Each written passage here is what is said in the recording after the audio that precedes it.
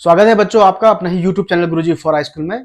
तो चलिए ज्यादा समय न खर्च करते हुए हम लोग आज प्रश्न नंबर 4 स्टार्ट करेंगे। प्रश्न नंबर 593 का क्वेश्चन नंबर 4, जिसमें कि वो सवाल में साफ साफ कह रहा है कि 636 योग प्राप्त करने के लिए श्रेणी 9, 17, 25 के कितने पद लेने चाहिए। यानी कि हमारे पास देखो अभी आपके पास इस श्रेणी में कितने पद दिए गए हैं, 1, 2, 3 ही पद दिए गए हैं।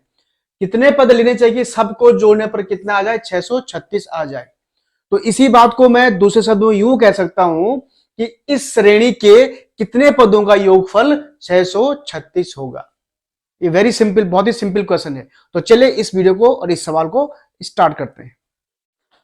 तो बच्चे ये देखिए आपके पास श्रेणी है जो कि साफ साफ दिख रहा है कि समांतर श्रेणी आपके पास श्रेणी है 9, 17, 25 और आगे हमारे पास पता नहीं कितने, हमें कुछ पता नहीं। तो हम ये मान के चले कि इसमें टोटल के जो पद हैं, पदों की संख्या कुल कितनी है, n पद है। तो हमने क्या करना है, कितने पद लेने चाहिए कि n पद लेने चाहिए। तो हमने पहले क्या निकालना है, n का मान निकालना है। तो ये हमने मान लिया कि इस पूरी श्रेणी में टोटल पद कितने हैं, n पद है। तो इन n पदों का जो योग होता है वो फॉर्मूला आपको पता है, Sn बराबर क्या होता है, n/2 2a plus n-1 into D. जहां पर ये तो सबको आपको पता है, ए आपके पास क्या है, प्रथम पद है, ठीक है, और डी आपके पास क्या है, सार्व अंतर है, ठीक है। तो इस श्रेणी में आप देखेंगे कि आपके पास ए बराबर कितना है, 9 है, और डी बराबर कितना है, 17 में से 9 गया 8, 25 में 17 गया 8, यानी कि अब हम करेंगे 17 - 9 बराबर 25 - 17 जो कि बराबर आपके पास है 8। ये आपका सार्व अंतर है 8। तो इस फॉर्मूला हम लिखेंगे Sn, और Sn आपको दिया गया है 636। ये दिया गया ना 636 योग प्राप्त करने के लिए इस श्रेणी के n पदों का योग कितना है, 636 है। तो सिंपल सी बात है, यहां पर 636 बराबर हो जाएगा आपका n/2, n तो अपने निकालना ही है, 2a, 2a, a इंटू मतलब a की जगह 9 है, plus n-1 into D, D की जगह आपके पास 8।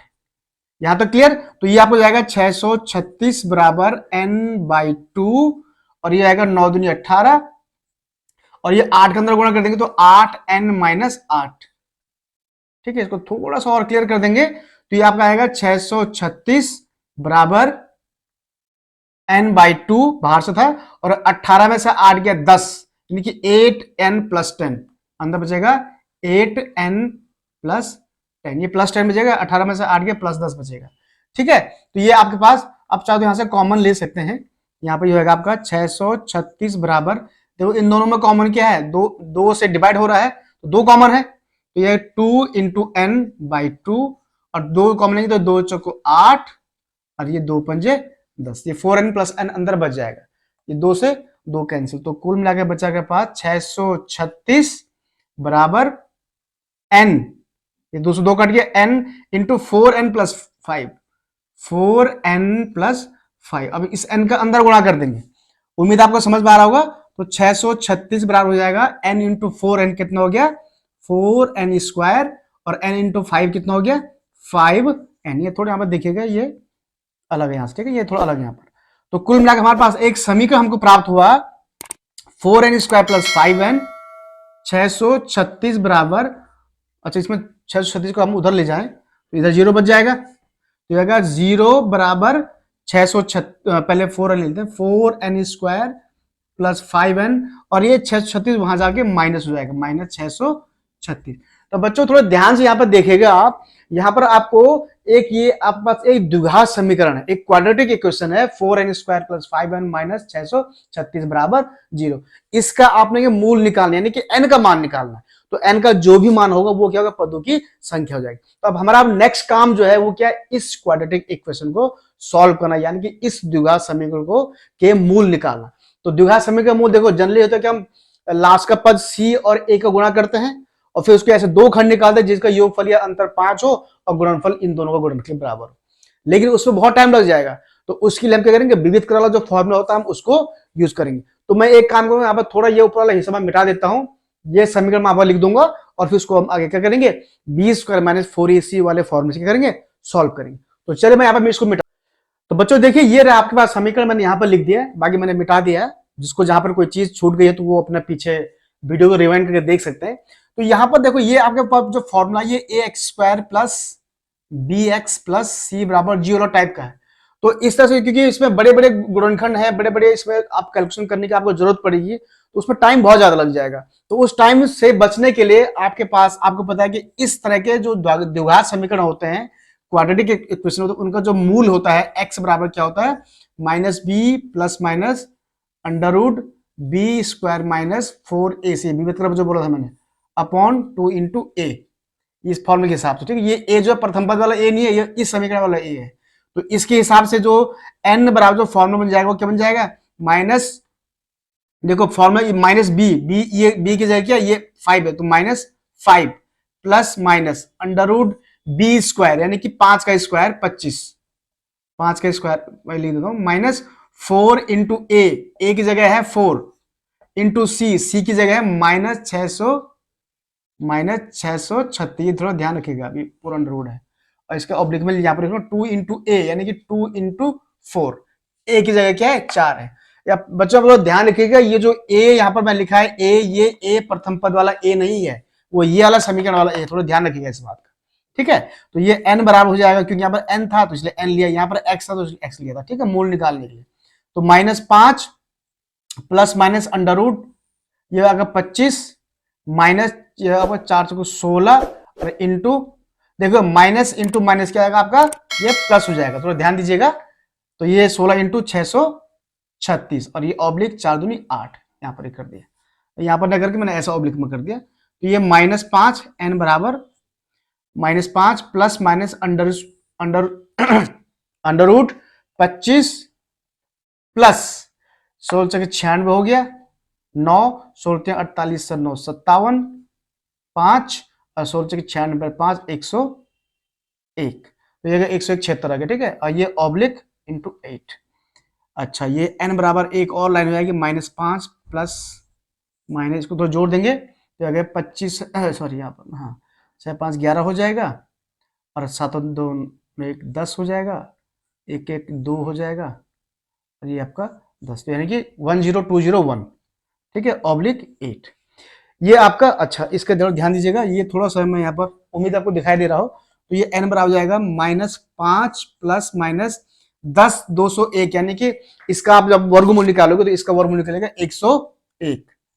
ठीक है, और ये बटे 8 आ गया आपका। तो n बराबर आप क्या करेंगे, हम बारी बारी से एक बार प्लस लेंगे, यहाँ पर एक बार माइनस लेंगे, जो भी इसके मान आएंगे सकारात्मक मान आएंगे, वही हमारा क्या होगा, आंसर होगा। तो चलिए आगे करते हैं, मैं यहाँ पर एक लाइन खींच देता हूं, उसका आगे सॉल्व करेंगे। तो ये आपका आ गया, पहले एक बार n को प्लस लेने पर, n को एक बार प्लस लेने पर तो जाएगा बराबर -5 प्लस 101 बटे 8। ठीक है, तो ये आपका हो जाएगा n बराबर, अब 101 में से 5 गया 96 बटे 8, इसको सॉल्व करेंगे तो ये आपका 2 से कट रहा है, 2 चौको 8 कट गया, और ये 2 चौको 8 1 2 16, 48 बटे 4 फिर कट रहे, 24 दूनी 48 2 दूनी 4 फिर कट रहे, 2 12 24 12, यानी कि ये n बराबर एक बार आया 12। तो n का एक मान तो आ गया आपका 12 96 सीधे, यार तो लंबा बेकार काटा मैंने, चलो कोई नहीं, n बराबर 12 आ गया। अब दूसरा लेते हैं हम एक बार n को माइनस में, तो n को माइनस -5 माइनस 101 बटे 8, तो ये n माइनस में क्या जाएगा, -5 और माइनस 101 कितना, -106 बटे 8, तो ये आपका बराबर आएगा -2 पंजे 10 और 2 तिया 6 बटे 2 चौको 8, -53 बटे 4। ठीक है, तो ये n का मान जो आपका माइनस में आ रहा है, जो कि पॉसिबल नहीं है, यानी कि n यानी कि पदों की संख्या कभी माइनस में नहीं हो सकती।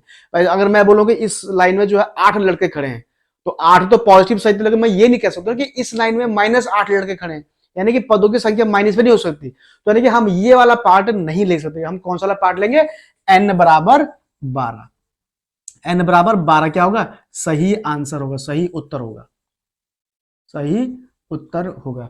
कहने का मीनिंग है कि इस 636 योग प्राप्त करने के लिए श्रेणी के कितने कितने पद होने चाहिए, यानी कि श्रेणी के कुल कितने पद होने चाहिए, 12 पद होने चाहिए। जब उन 12 पद को हम जब जोड़ेंगे 9 प्लस 17 प्लस 25 प्लस इस ढंग से 31 प्लस प्लस प्लस करते करते जाएंगे तो उनका योग कितना आएगा, 636 आएगा। तो आपका इस क्वेश्चन का जो सही आंसर है वो है आपका 12। इस श्रेणी के हमको 12 पद लेने चाहिए जिनका की योग कितना होगा, 636 होगा।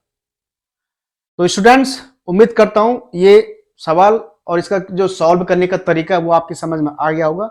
और अभी भी अगर आपको समझ नहीं आया तो आप मुझे कमेंट बॉक्स में नीचे कमेंट करके भी पूछ सकते हैं।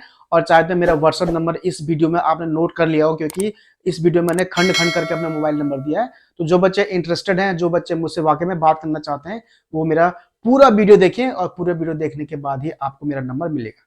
तो उम्मीद करता हूं पसंद आएगा वीडियो। तो वीडियो अगर पसंद आया तो लाइक कीजिए, शेयर कीजिए और चैनल को जरूर सब्सक्राइब कीजिएगा। जल्दी मिलूंगा नए प्रश्न में, प्रश्न नंबर 5 के साथ। तब तक मुझे अनुमति दीजिए। धन्यवाद।